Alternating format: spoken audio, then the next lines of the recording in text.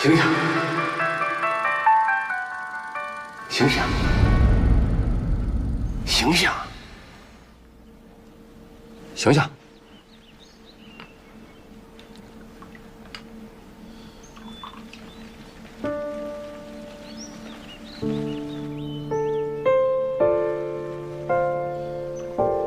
爹，我这是在哪儿啊？云阳的一个小宅子。我怎么会在这儿啊？因为你智勇双全的爹，我被吴卫双绑起来后，看你晕倒被抬走，我就跑回东院去救你。我亲耳听到的，要将盛产这陈塘。陈塘什么？真的？当我听到你要背陈塘，你爹我呀，当机立断跑到沈家报信。圣爷，圣爷，哎呀，圣爷呀，圣爷，哎呦，快救救周莹，快救救周莹啊！陈塘。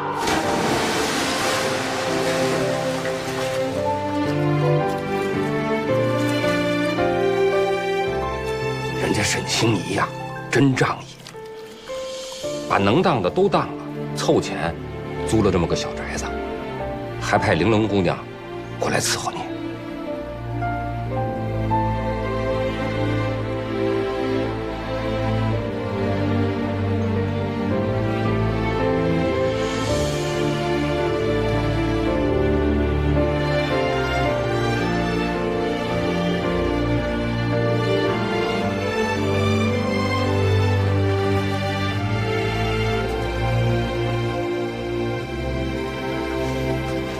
少爷，他呢？在里面，已经醒了。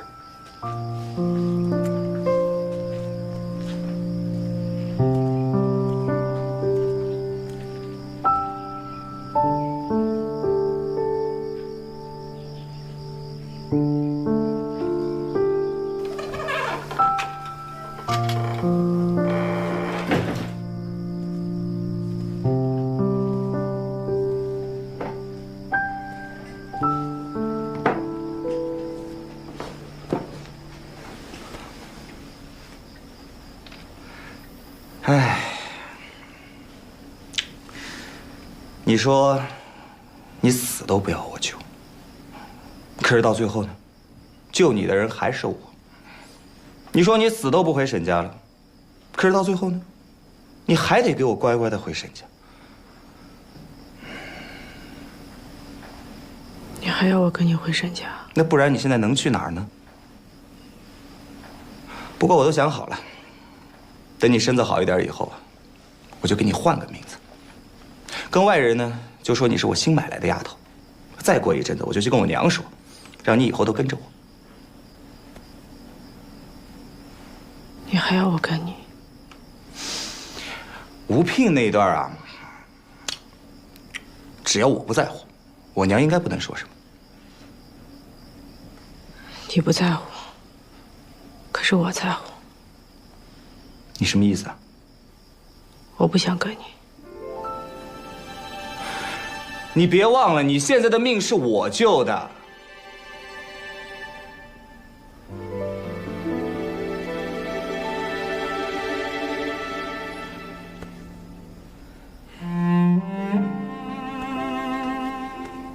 哎，你什么意思啊？来吧，你不是一直想要我吗？我给你。周莹，你以为我救你是因为那个是吧？你救了我的命，我无以回报，唯有这身子。姓周的，你给我听好了啊！如果我想要女人的身子，我想要多少有多少，我才不稀罕你。那你想要什么？我要你心甘情愿的跟着我。不可能。你既然可以心甘情愿的跟着吴聘，为什么不可以跟着我？我哪点不如他？你哪儿都不如他。他是个死人。他没死，他在我心里永远活着。滚！要谁你马上给我滚！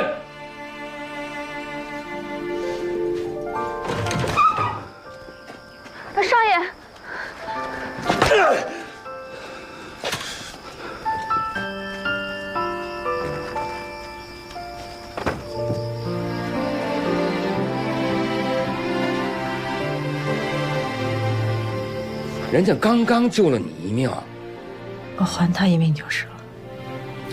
就算你不愿意跟他，也用不着把他气成这样。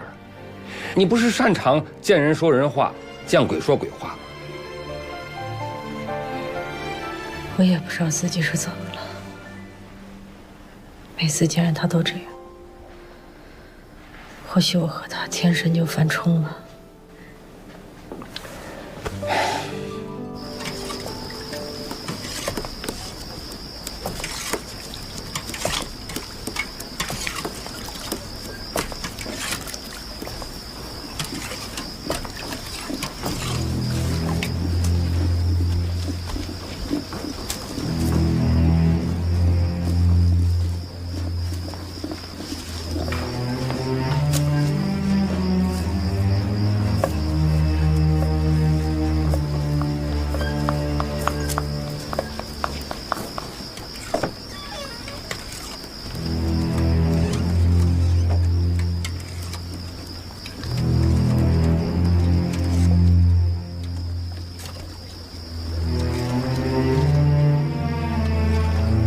谁？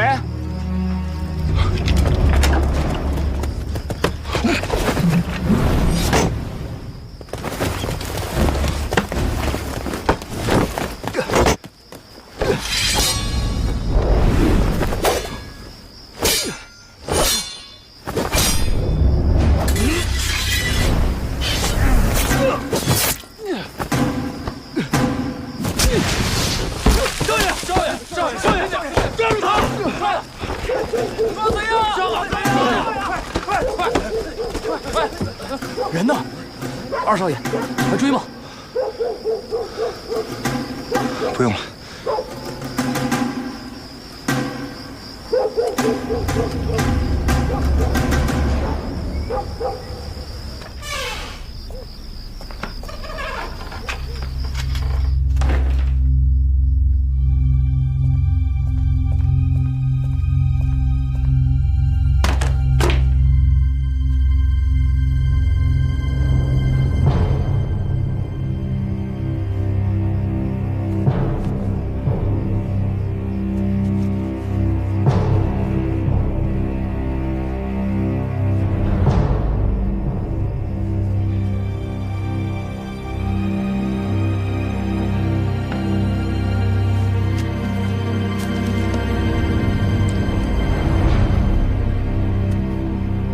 兵部传出消息，说最近一批军需膏药和以前比，药效差了很多。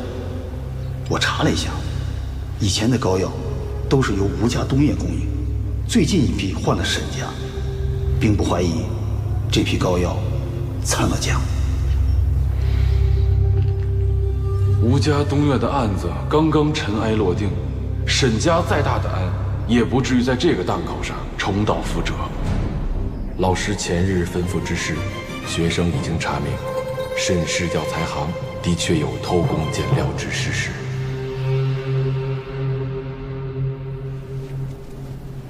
这里只有药材，没什么可偷的呀。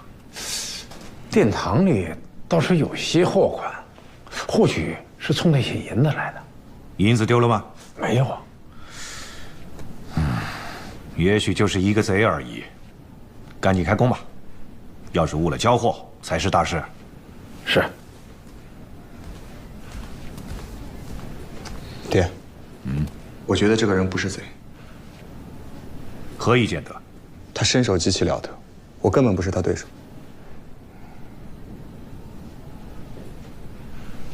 肩上的伤怎么样了？我没事。你也熬了一宿了，回家歇息吧。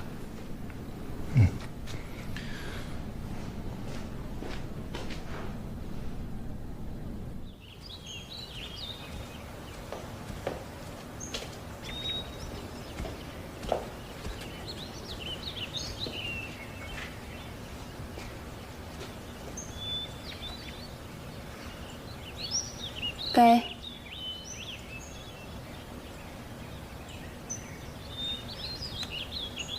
谢谢。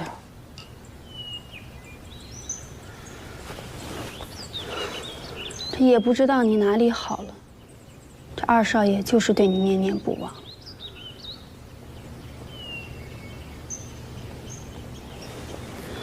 你昏迷那2天，你不知道二少爷有多着急，怕吴家的人知道你还活着，大夫都是花了大价钱从山西请过来的。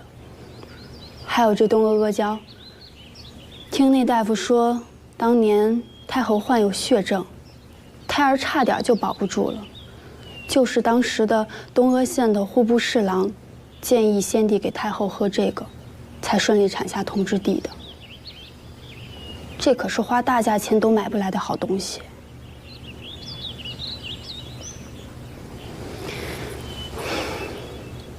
你嫁过人，还怀过孩子，二少爷一点都不嫌弃你，还打算收你做姨奶奶。不务斋里的丫头，哪个不羡慕啊？你居然还一口拒绝了，真不知道你怎么想。我不喜欢他。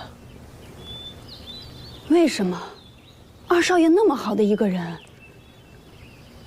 他好吗？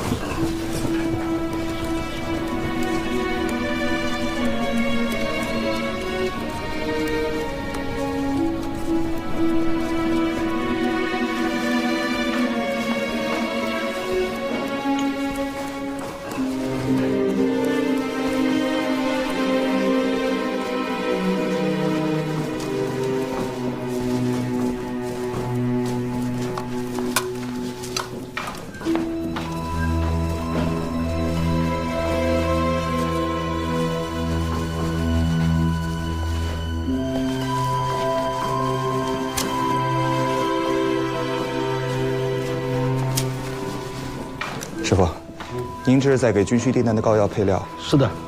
这膏药是止血化瘀，专治刀剑损伤的？是的。这是配药的方子？是的。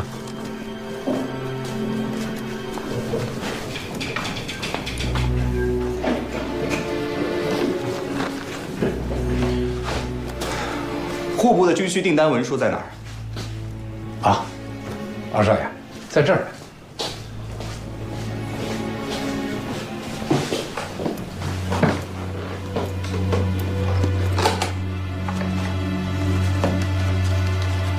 这儿。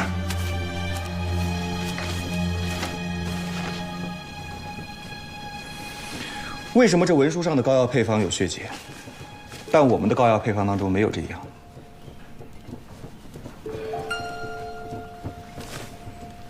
你知道吴家怎么出的事儿吧？那你还这么做，你是不是想害得我们沈家也家破人亡？是老爷让我去掉的。我爹？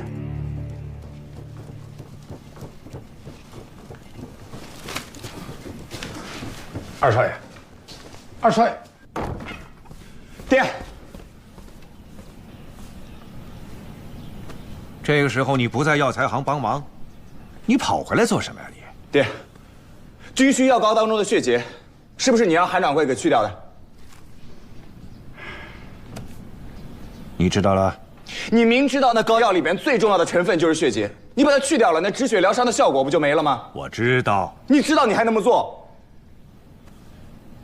这是杜老板要求的。他要求的。血接太贵了，如果实打实的做，我们根本没有利润，所以我们商量了很久，就决定把血接去掉。那我们这金疮药不就成了一张废纸了吗？朝廷和法国已经和谈，以后不用再打仗了。这治疗刀伤、枪伤的膏药送到了军队里面，也等于一张废纸。那过2年再打仗呢？2年之后，再有奇效的膏药，也是一张废纸。爹，像这样子的货，我们就根本不能交出去。交货的事情由杜老板负责，我们不用操心。他有那么大本事啊？这事儿不用你管。但是爹，你别忘了，吴家东院是怎么出事的？吴家东院和我们沈家能相提并论吗？那吴伟文还有大人物撑腰呢。但是一出事，不还是家破人亡吗？沈心怡，我让你去药材行是干嘛的？打杂的。那你好好回去打杂吧。爹。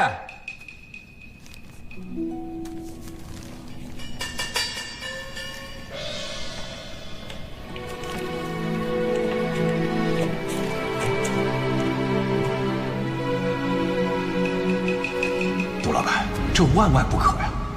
大不了这生意，我们沈家就不挣钱了。你们沈家可以不挣钱，但是贝勒也不能不挣钱。沈老板，我告诉你，你知道贝勒爷当初为了这张订单下了多少功夫？你难道想要贝勒爷赔本帮你赚吆喝？可万一出了什么意外，我就成了第二个吴卫文了。沈老板，还有我在呢。当初我既然能够把真的说成假的，现在我也有本事把假的说成真的。把真的说成假的？难道当初东岳……你听我说，当初贝勒爷可是下了血本替你儿子报仇的。如果你继续不思报效，那你就是第二个吴卫文。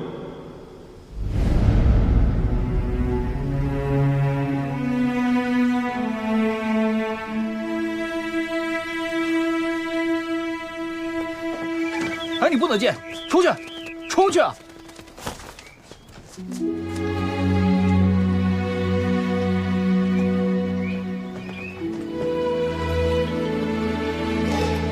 杜老板，哎呦，信义兄，你来了正好，来来来，我新得了一个紫檀鸟笼，你帮我看看，不错吧？哎呦，真挺好的。哎呀，但是我今天来呢，是为了更重要的一件事儿。哦，还请杜老板您把那血节加到金疮药里去。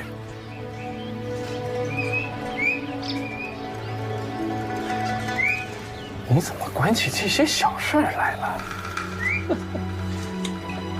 这不是小事，是大事，可能会酿成天大的祸事。你爹没告诉你，我们到底为什么这么做？他说了，不就是为了多挣点钱吗？那为了这点小钱，要是砸了我们沈家的招牌，那太亏了。哎呀，有我在，你们沈家的金字招牌谁都砸不了。砸不了也不能这么干，只有下三滥，才能干出这样的事儿。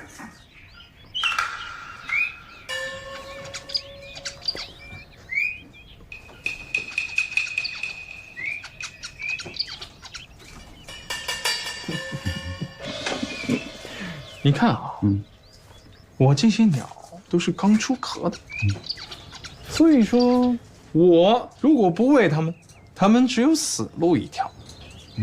所以说我喂什么，它们就得吃什么，就更别想挑肥拣瘦了。啊，对了，还有，去年啊，我养了一只鹰，哎呦，那真的是只好鹰啊。可是它到处乱飞，不听话，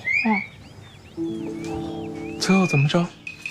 没办法，我只能把它给……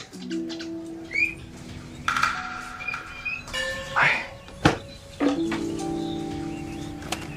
杜老板，好。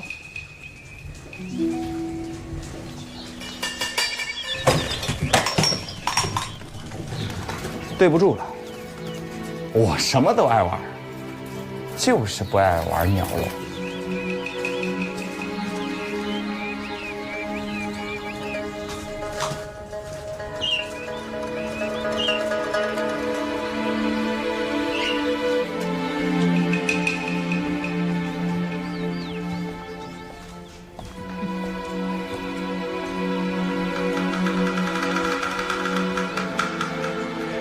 这沈家二少爷很桀骜不驯呢。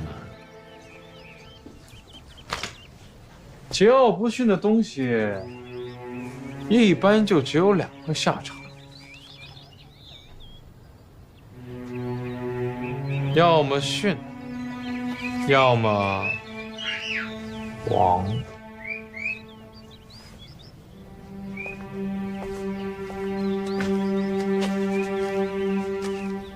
玲珑，有没有人家了？看上谁没有？四叔帮你说去。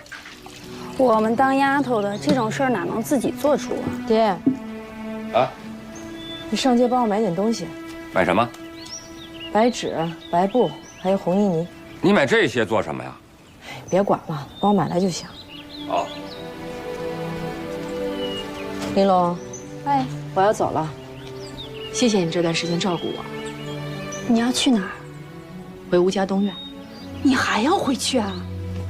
你疯了？我没疯。你回吴家东院干嘛呀？回去找死？还想让他们把你捆起来，再沉塘一次？这次绝不会。周莹，我求求你了，你别再跟吴家纠缠了，好吧？沉塘之前我就说过，就算变成鬼，我也要回去。现在是时候。可你还跟我说过，等吴聘的100日祭一过，我们一起去草原啊。在我和吴家的恩怨没了结之前，我哪儿都不去。周莹，你要是敢回吴家东院，我把你卖给沈星移。你敢？走着瞧。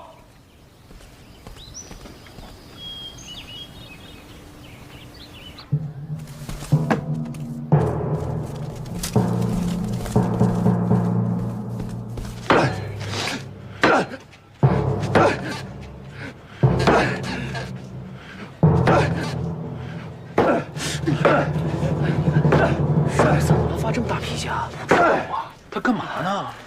在那儿，少在那儿呢。哎，星移，哎呦，我说你，星移，哎，星移，哎，你这是怎么了？生这么大气啊？你们谁又惹你们家少爷生气了？哎，我说，星移，谁又惹着你了？没什么。你找我有事？是啊。你还记得吗？咱们以前立过的那个卖身契，300两银子，我把周莹卖给你。记得。后来你不是给了我一个冒牌货吗？现在我决定要把真货卖给你，你再花300两银子，把周莹买回沈家。什么？哎，要不看在咱们兄弟的情分上，再便宜点，200两。四叔，你那个女儿啊，倒贴我都不要。哎，你不是发过誓，这辈子一定要把她收了吗？我改主意了。为什么呀？每次见到她都气个半死。为了我能多活几年，我圆着她点儿。你要不把她收了，她就得死啊！什么意思？她非要回吴家东院，我宁可让她跟着你回沈家，至少是条活路吧。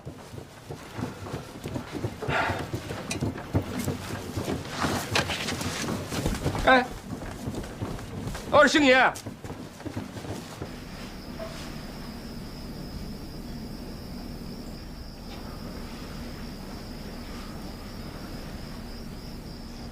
听四叔说，你要回吴家东院。是。吴家东院已经没了。吴家东院还在。吴聘死了，吴伟文死了，周莹也死了，吴家东院的人都死了。谁说周莹死了？我还活着呢。是你还活着，你是被他们撵出来的，你早就不是吴家东院的人了。吴伟文和吴聘死后，吴家东院就是我当家，没人可以把我撵走，除非我自己想走。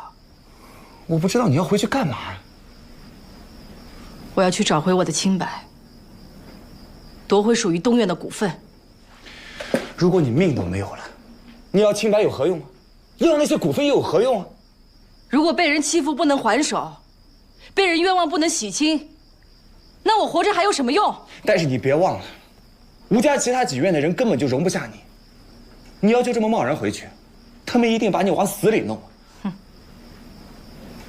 这一次谁死谁活还难说呢。但万一呢？周莹，你的命是我救回来的，所以你的事我说了算。你可以不跟着我回沈家，但是我也不会让你回吴家。我已经决定了，你不准走。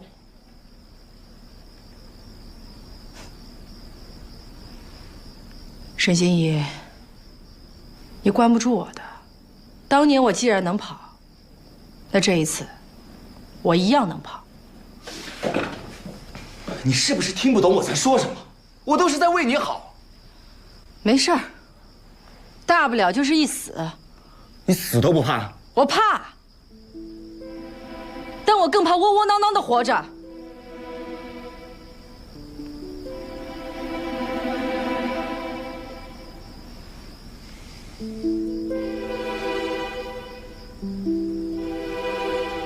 好，我放你走。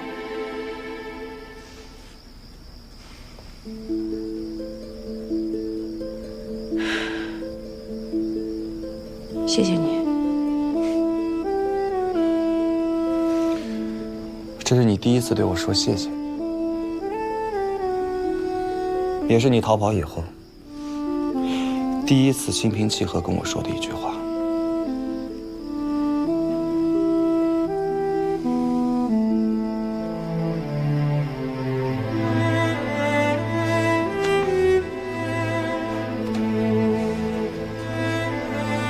你还记得那个时候我们在不务斋的日子，每天有说有笑的，那多开心啊！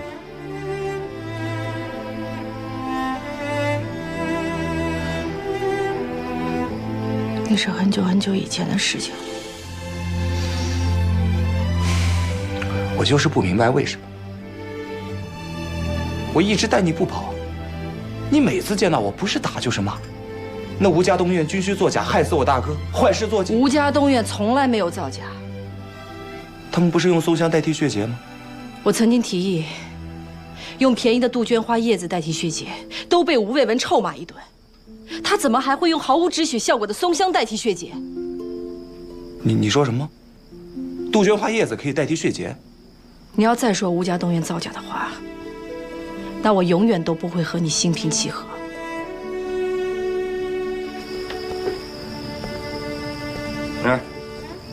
你要的东西全在这儿。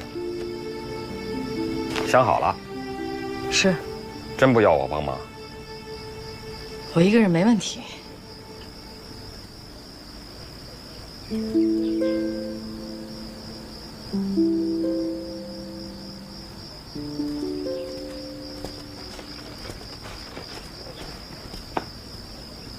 我让你帮我拦着他，你倒好，还支持他。你这个女儿，她决定做的事儿，有人拦得住吗？倒也是。我这个女儿啊，虽然她让我恨得牙痒痒，但是我还是希望她能活着回来。大嫂，既然大哥根本就没把施一堂的大印传给那周莹，咱们还是遵守大哥写下的契约。这是1000两白银，请大嫂在这个契约上盖上施一堂的大印。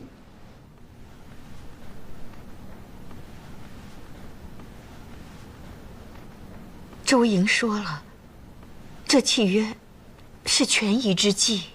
他的话你也信啊？那3元典当行，当初老爷投进来14000两，你现在只给1000两，怎么都说不过去呀。大嫂，可这价不是我定的，是大哥定的。这样，大嫂，我再给您加1000两。那3元典当行去年1年的红利，也不止2000两啊。那这样，在2000两之外每年我再给你2000两的分红，这样行了吧？老三，这个股份我真的不想卖了，你就跟从前一样，每季给我们东院分红好吗？既然你不想卖了，那我也不管了。反正我也只是一个占股只有20%的小股东，费不着我操心啊。你这是什么话呀？那3元典当行，从掌柜、朝奉到小工，都是我请的，啊，我不干了，他们也不会接着干。大嫂，您趁早另请高明。告辞。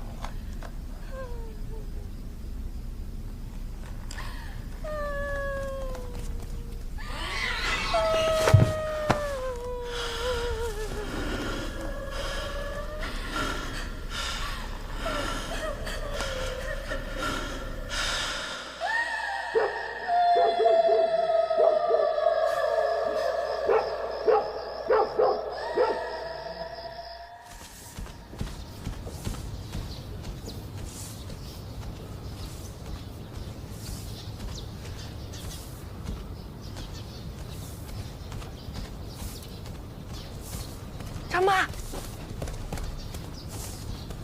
昨天晚上听到什么了吗？听到了，我正要跟你说呢。哎呦，这吓死我了！睡着。哎呦，怎么办呀？你去别院看看，你去别院看看。行。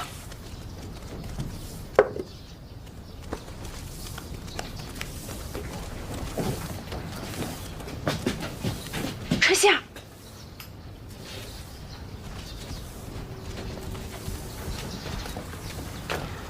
昨天晚上你们都听到了吗？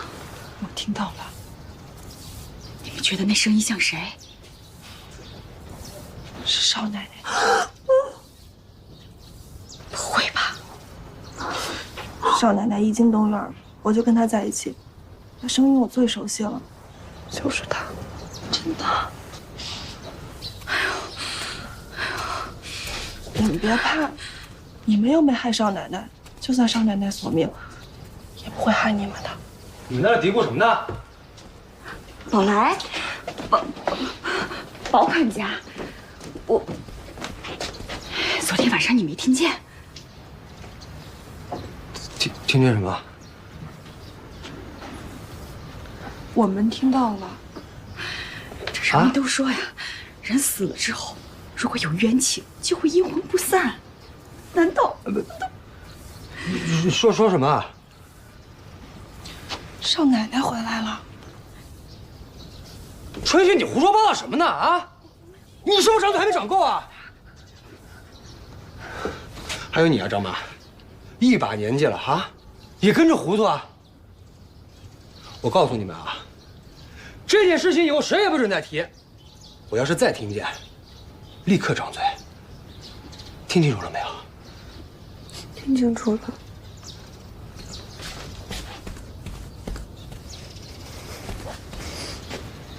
不是你们还愣着干嘛呢？啊，看活去啊！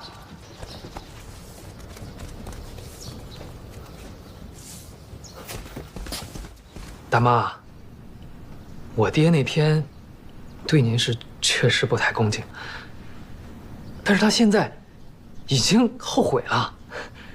今天出门的时候还叮嘱我呢，一定要替他给您赔个罪。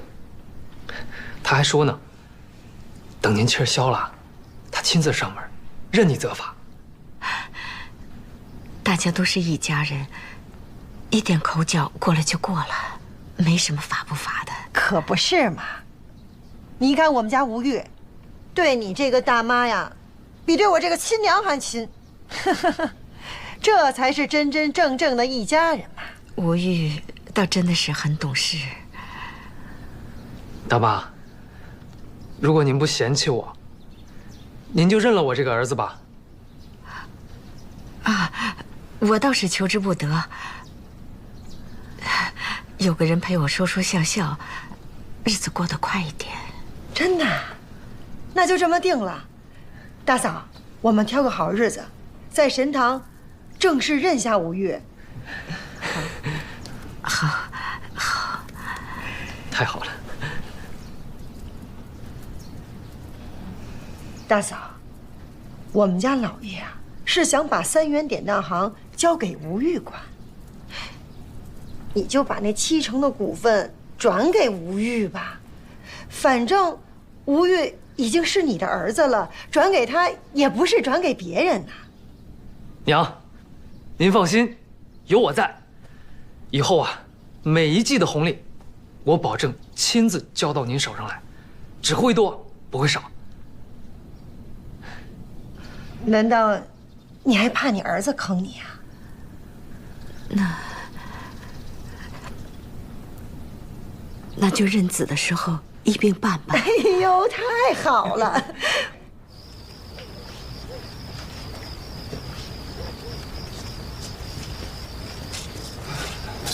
慢点，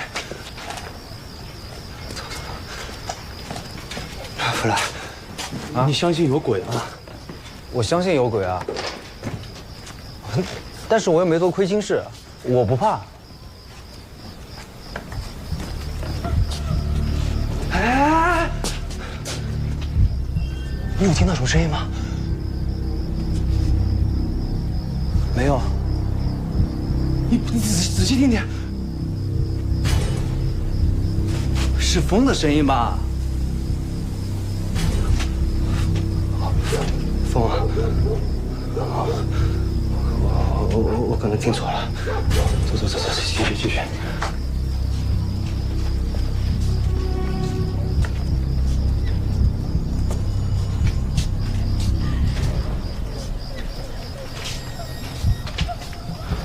等等！啊，怎么了？我好像听到一个女的在哭。你听，这声音这么熟悉，你说会不会？不！